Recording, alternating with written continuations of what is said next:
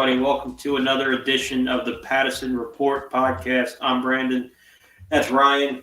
And doing a double episode this week because, it called for it. So, Monday we got the Band-Aid off about the wild card round exit.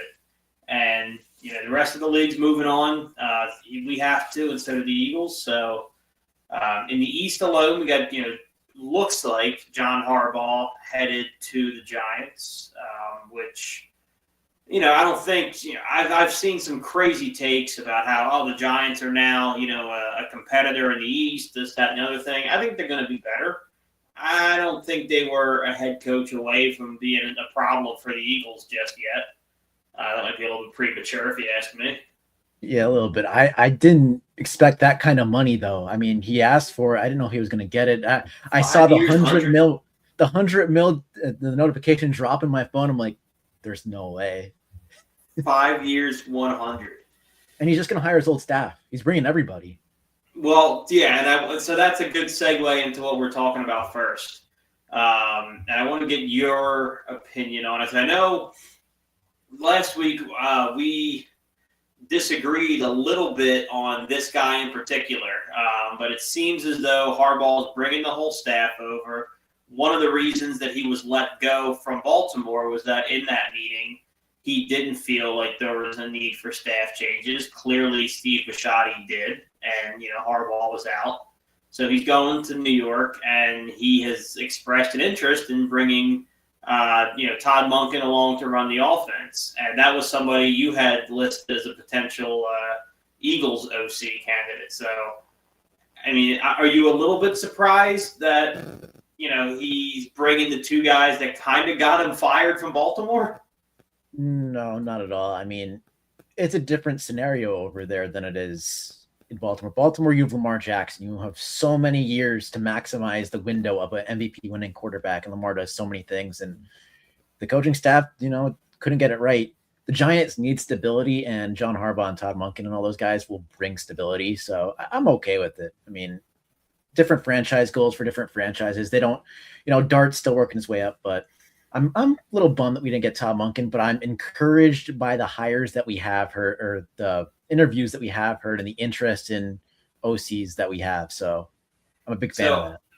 I want to, this is just, to kind of get what your perspective is, because I find it a little bit interesting.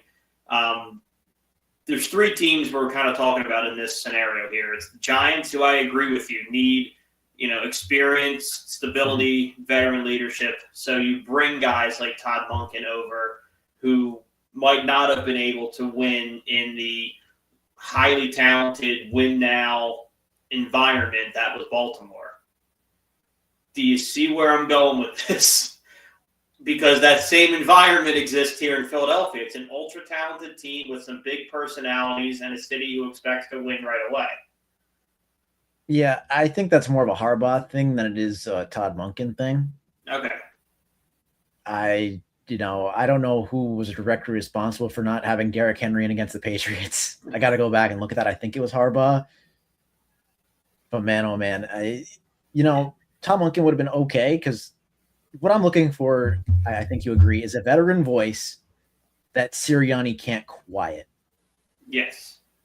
Have you seen the reports where apparently in these interviews that we've conducted so far, it's been made, from what I can tell, abundantly clear that whoever comes to run the offense will have total autonomy over the offense. That's exciting. And one quote went as far as to say, without interference from Nick Sirianni. I am obviously more of a Nick guy than you are, although it is waning by the day.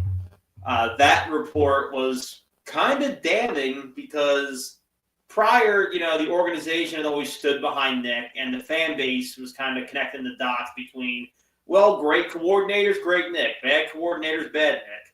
Now it seems as though Lori and Howie might be self-aware that they're in these interviews saying, look, we know about Nick. He won't bother you. You can run the offense that you want. If that's the case and that's how they view their head coach, then that's a little bit different. Look, those exit meetings went exactly as we predicted. We said, hey, if Nick Sirianni doesn't butt out of the way with his friend, he's going to get fired too. And I think that was exactly what happened. They would have fired Nick if he would have stood by Kevin Patullo, which obviously happened. He said, "See you later." So I think Howie and Lurie went in there to that exit meeting and were just harsh because the team underperformed. You see that clip from Jalen from week 1 when he was talking to Patullo. It's so obvious. I don't know how nobody saw it on the staff. Maybe they did and they had to keep their mouth shut. I don't know. I think you hit the nail on the head. The Eagles have this thing. I mean, other than the Sean Desai debacle, which maybe is why they'll never do it again. We don't make midseason changes. They do not do it as a franchise. So I think in this case, you're right. I think Jalen saw it. I would like to think Nick saw it. I'm certain that more veteran voices saw it. Like Vic Fangio looked across the aisle and this guy has no idea what he's doing. I'm sure something in the press box, the Zins. Yeah, so I'm sure all of those guys saw Kevin Patullo by the time they broke camp and went, this isn't the guy, and just had to grit and bear it for a full season, which is a shame because it was a wasted season with a team with incredible amounts of talent. But I think you're absolutely right. I think that meeting was not, hey, look, Nick, you won a Super Bowl this year. Nah, not the best, but we'll bounce back. I think Jeff and Howie were very honest about what they thought happened this season. And it's evident in the fact that Nick's pretty much been handcuffed to not run the defense or the offense. Yeah, hiring an offensive-minded guy who I haven't heard, we talked about this not last week, just Tuesday, hiring an offensive guy that I've never seen talk scheme or X's and O's. And you look at every video of Mike McDaniel from the Dolphins, he's talking X's and O's basically all the time. Like these offensive minds, McVay, Shanahan. I know getting one of those guys is kind of like a reach, but man, It just stinks to, he's very CEO. We've talked about this as well. And so here's NBC Sports Philadelphia put together a list of reasonable offensive candidates for the Eagles to consider this offseason. So I want to run through a couple of these, and we'll kind of gauge how excited we would be based on the hire. Yeah. Todd Monken's off the board, so forget about that one. This was written 2 days ago. But the next name, we don't have to litigate this one too much. I think we'd both be pretty stoked if they could swing it, was Mike McDaniel. Now he's got significant head coaching interest, so I think it might be a tough land, but that would be the dream scenario. That would be the equivalent of the Giants getting Harbaugh to lead the franchise if the Eagles can somehow find a way to convince Mike McDaniel that being an OC is a good idea. Yeah, I mean, he's got a lot of offers out there. I think Tampa's interviewing him today. Detroit already interviewed him. Baltimore did, I think, today too, or maybe yesterday. But the report that came out about him, he said he might take a really great OC job for 1 year and then parlay it into a head coaching job because, well, let's be honest, the openings out there, they aren't as solid as they were last year. Like Ben Johnson. No, there's not a New England out there. I mean, that was a home run. There's not a New England. There's not a Chicago. There's not a Jacksonville. Atlanta. I like Atlanta. I think that's a great place. I know the problem. The quarterback's tough. The flip side is, you have Tennessee, who's got a good GM, but a talented quarterback who hasn't proven anything. I mean, those two are probably the best 2 jobs left, I would think. Yeah, but I'd take Jacksonville, New England, and Chicago over both of them. No, for sure, but they're not available. I know. So that's why I'm saying that Mike McDaniel could wait in offseason and sign somewhere as an offensive coordinator. That's the report that I read anyway. Yeah, no, I read the same thing where, I mean, I don't think he's going to take just any job, because I think he knows he has one more shot at it as the head coach before he's relegated to be a coordinator forever.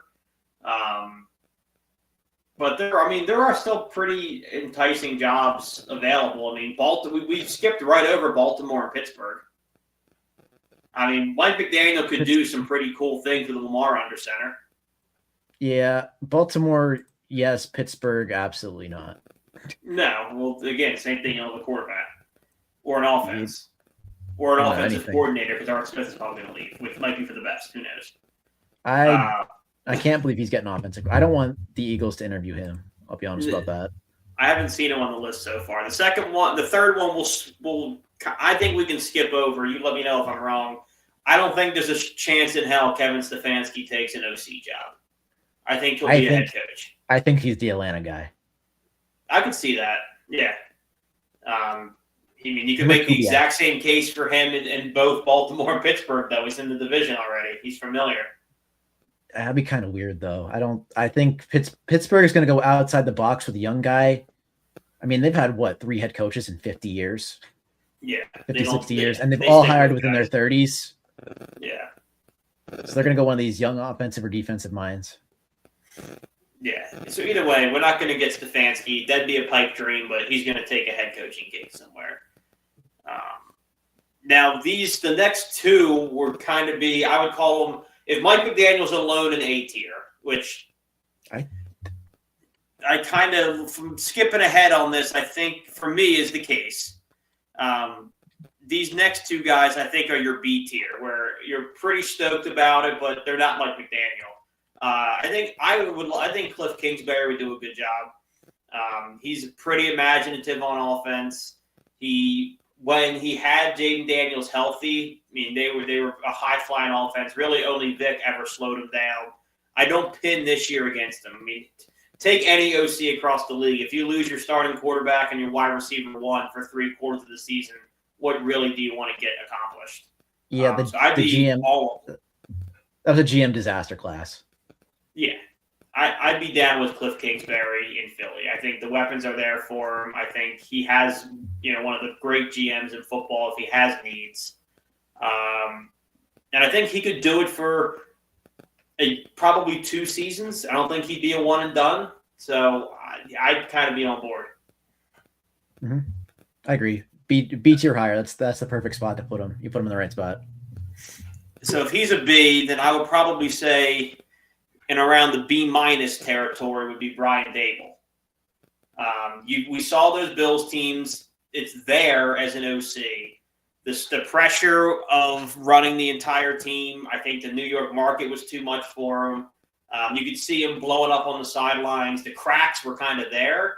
But I think if you give him a very direct job to just run the offense, he's got more talent in Philly than he ever had. When he was with the Giants, similar to what he had up in Buffalo. I think he would do a nice job. And he's another guy who's fresh off of a head coaching failure. So he's another one who you could probably get 2 good OC seasons out of. Yeah, I agree. I think he's a B-. Just how much would he run Jalen Hurts? He ran Jackson Dart a ton. They've worked together already at Alabama, so it's an obvious connection there. I don't know. Will he work with Smitty there too, then? I believe so, yeah. So he has some familiarity with the offense. So I just worry about, like I said, how much he runs Jalen Hurts. But I also think that was a little bit of a GM disaster class. I mean, he pulled the most out of Daniel Jones. Yeah. And he pulled the most.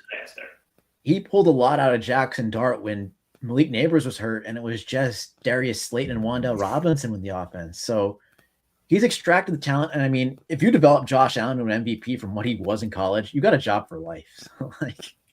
Yeah, and he'll always be able to hang his hat on that, even if he never gets another head coaching gig. He's probably an OC, but he'll never not be a QB's coach anywhere. I mean, he'll always be able to say, "Well, I'm the reason Josh Allen's Josh Allen." I helped Josh Allen develop because we don't have to talk much about that, but that Josh Allen college tape, oh boy. Rawls could be with a rocket arm and a huge body, and Brian Daboll saw that and said, "I can mold this," and did, and he's an MVP. So he's a job for life, but I agree, B-. Yeah. The next guy, I admittedly don't know an awful lot about. I am a little bit hesitant because I think, like you said, I want an adult in the room. I want somebody who can speak up and speak over Nick Sirianni. So Nate Scheelhaas from the Rams, up-and-coming passing game coordinator, McVay disciple. The Rams offense has been great. He's gotten a lot out of, these mid-round receivers. I'm just not. I don't. He's only 35. It's his first OC gig. I don't think he's the guy to put Nick kind of in his place. So yeah, I totally agree. If we're talking like base offensive coordinator hire to call the plays and come in, I'd probably put him in A tier because you always want those swing for the fences, young, innovative play callers. But for the Eagles, it's definitely a C tier because Nick would probably speak over him. And so in general, A higher. For the Eagles, I'm, like I said, C category. Yeah, different situation, different head coach, probably a home run, but not for us. Like if he's the head coach for the Steelers and they get someone and it works out, that could be the swing you're talking about, maybe. Yeah. This one I hate. Actually, the rest of these I don't like very much, but this next one I absolutely despise because I don't see what he's done at his current location to warrant, another gig. But Mike Kafka, Giants offense after Dable was a disaster. Giants offense with he and Dable there, I don't think you can give Kafka hardly any of that credit. He had Dable calling the shots. I'm not real interested in, him and whatever he and Andy Reid did together because, again, you have one of the great play callers in football with Andy Reid. Was there too at the time. Who was? Eric Bieniemy. Exactly. So whenever he's had to call the plays and had to took over for Dable, it's been a mess. So I don't want Mike Kafka a little bit. It shows you the NFL means not for long because what was it, 1-2 seasons ago, he was getting head coaching buzz. Yeah. Interviews. So, but and fair or unfair to him, he was coaching a very injured Giant team. But I've seen what I needed to see. He's not going to rehab his career with my Eagles. He needs to reshape his image somewhere. Yeah. And then we got, to round out the list, we got back-to-back Stanford guys, which should pretty much give away the last two names. David Shaw, Stanford's head coach until 2022.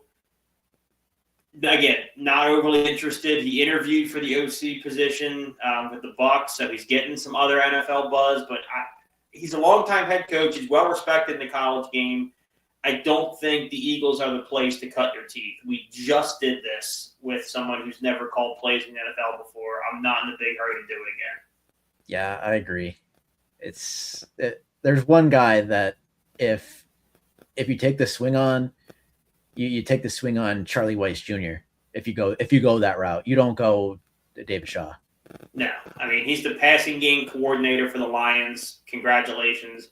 Everybody knows how huge of a hand Dan Campbell had in the play calling this year, which means that David Shaw really didn't. So I'm good with that offense is kind of bumpy too. Yeah, I mean, their passing offense was third in football, but you're right. There was some huge peaks and valleys. It was very, very up and down. When they had to play a good defense, they didn't have answers. Well, in the past, they did have the answers. And then the last one is, this is just one I think that NBC threw in here for clicks. Frank Reich, served in a interim role with Stanford this year, hence the Stanford connection. Everybody knows about 2017. Frank Reich needs no introduction in Philly. He was the OC when we won our first Super Bowl. Always have a place here. I can't see where that is also a healthy relationship between he and Nick. The fan base is going to remember, wanting Frank Reich to run the team. And, after Doug Peterson left, he's untouchable in Philadelphia, I think. And Nick has a tenuous relation. There's a lot of Ryans in Philadelphia who are ready to run Nick out of town. And having Frank on the bench isn't going to help. The same way Nick Foles could never back anyone up ever again. So I don't think his shadow is good for the situation either. Yeah, and he also crashed and burned insanely hard in Indianapolis. What's the thing with Indianapolis hiring our OCs that succeed? I don't know, but yeah, Shane Steichen, I guess, is TBD. I find it hard to hold this season against them once Daniel Jones goes down. But you're right; it was going so well. The GM and Richardson. So I agree. We miss him.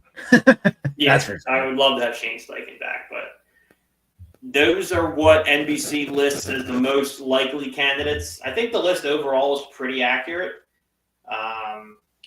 But there's a big gap. I mean, after Brian Dable, neither one of us were overly excited about anybody other than Nate out in LA, but that's not the situation for him. So we have the same top threes, I would assume. Yeah, it seems like we're both on board with Mike McDaniel. If you get him in the building, don't let him leave. Tier one. Fire and then Sirianni. Cliff Kingsbury and Brian Dable. I'm really tempted. I did mention Charlie Weiss Jr.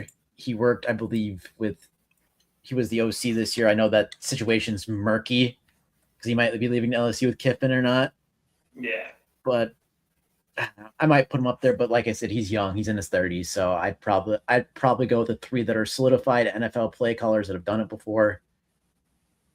Yeah. And yeah. I mean, talent-wise, higher. I mean, he would be different scenario. He'd be great if our head coach was already an offensive guru who an OC could learn under. Then it's a home run. I keep in my mind. I'm going back to those meetings where they're telling the OC that you're allowed to override your head coach. Charlie Weiss Jr., young guy for the college game, first time in the pros. He doesn't have that clout yet to override Nick. Yeah, that's why you need someone with experience. And like we said, Stefanski's probably going to take a head coaching job, whether that be Atlanta or somewhere in the AFC North, or maybe the Cardinals. I don't know what the Cardinals are doing. I couldn't tell you. I forgot that job's even open. I think it's Vance Joseph right now, which I don't like. I wouldn't touch that job with a 10-foot pole. Yeah, it's pretty messy, but so that's kind of the pulse on the offensive coordinator situation. We thought about talking about players, but you had the right idea to talk about the coach because all the interviews are going on now. These jobs are going to lock up over the next week. We'll get some more news outside of the Harbaugh stuff. So, yeah, the coaching carousel is the hot part in football. The only real, the other sport really where big names are starting to move, we have to pop over across the parking lot to the Diamond because we're so used to in this town being Phillies fans getting these names coming this way. It's been a while. I'm trying to think of the last guy, like the last real heartbreaker. We've been able to keep this nucleus together now since, I guess Gene Segura would probably be the last one that hurt. I think Reese hurt more. Yeah, no, you're right. It's Reese. That was the big one. Yeah, Reese was big. But I forgot because his last year he didn't play for us, but you're right. It was Reese. Yeah, he sat out with the ACL. Yeah. But this year, I would argue, and this one feels as big as Reese, possibly even bigger, definitely as big. Ranger Suarez to the Red Sox. Shout out to Ranger. He got an absolute bag. 5 years, $130 million for the kid that signed with the Phillies when he was just 16. And stayed out of the division, Philly to the very end. It was, the news was saying that the Mets were running hard at him. I knew Ranger would never be a Met, so he left not only the East, but he left the entire league altogether and hopped over to the AL. So it sucks to lose him. He was nails in the playoffs. He's been a Philly since he was 16. He's been a starter, a reliever, a closer. Sometimes both in the same season. But we could never pay him that. It'd be malpractice for us to choke up those kind of numbers, and he deserves every penny. So, we'll miss you, but shout out to Mr. Rager getting the bag over in Boston. Yeah, he's going to be missed. I mean, all the roles he played for this Philly squad, it was incredible. Obviously, you have to let some of these guys go. That Nola contract really hurts. It really does. I hope he bounces back, but I'm going to miss Ranger. But if you ask me straight up, would I rather pay him or Luzardo? The answer is Luzardo. So, yeah, and when Luzardo became who he became as a Philly, the writing was even more on the wall than it ever was for Ranger. Coming into the year, you didn't think we had a shot to keep him, but we might have had to, because in this arms race that we're in, where we compare ourselves against LA, You need at least three. You need at least a three-headed monster. Two at the top isn't going to be enough. So you thought, you know what, maybe they got to pay Ranger to keep pace. Then Luzardo has a Cy Young first half, stumbles, but the stuff's electric. The velocity is +8 on Ranger. He makes a ton of starts. If there's a knock against Ranger, and I love him to pieces, I'm not looking for a knock against Ranger, but if there is one, he doesn't make an awful lot of starts. Now, he makes up for that by being a human Swiss Army knife. But if you're going to pay a guy 5 years, 130 as a frontline starter, I'm going to need him to pitch more than 160 innings, which he just generally doesn't do. I mean, he's going to be the number 3 there, so. He'd probably be there too, I would think. Over Sonny Gray? I don't know. That could go back and forth. They could be the one or the two. They'll probably pitch him third because Crochet's a lefty, but. Yeah, he'll be third in the rotation, but he might be the second best starter. You're right. Yeah, yeah. But the thing with him, his value is always going to be he's a good starter. He's a really good starter. I mean, the ERA in the playoffs shows it.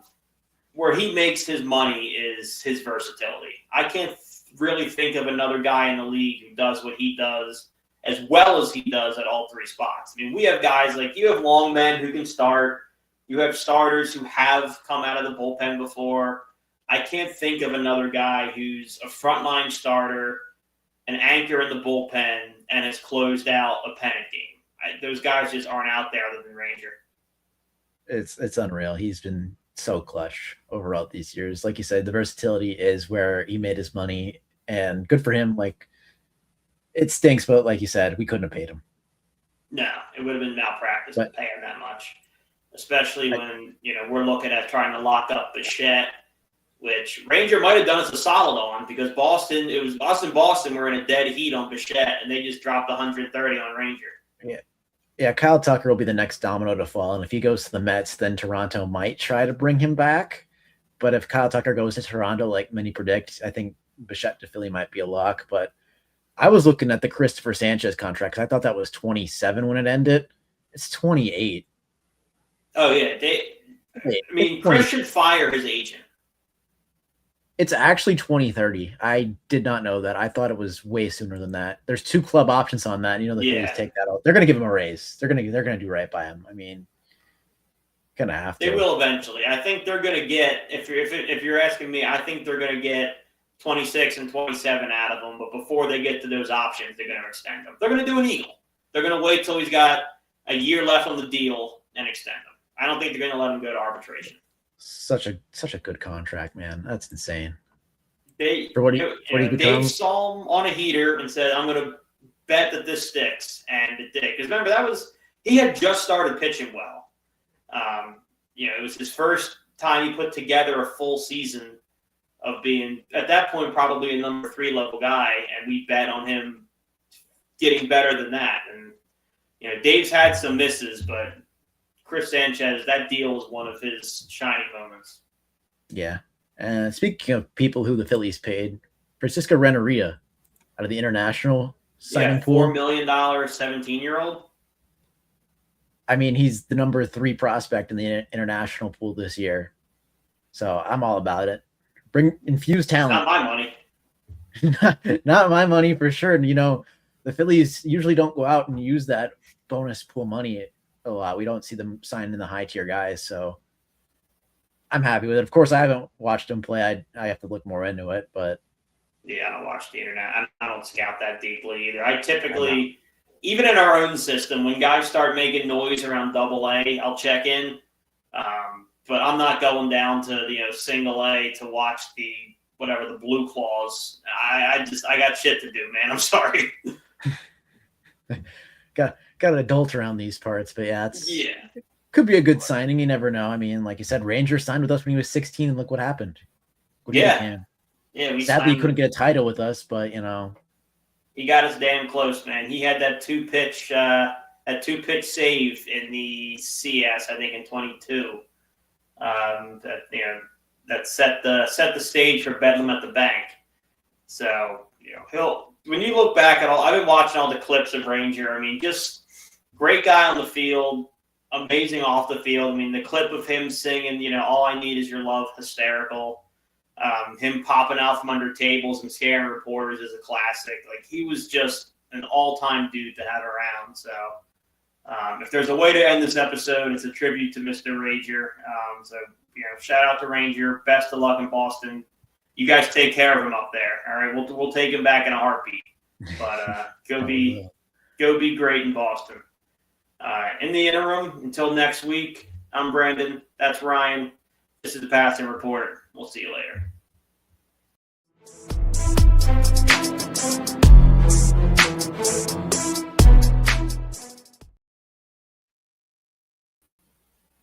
Oh.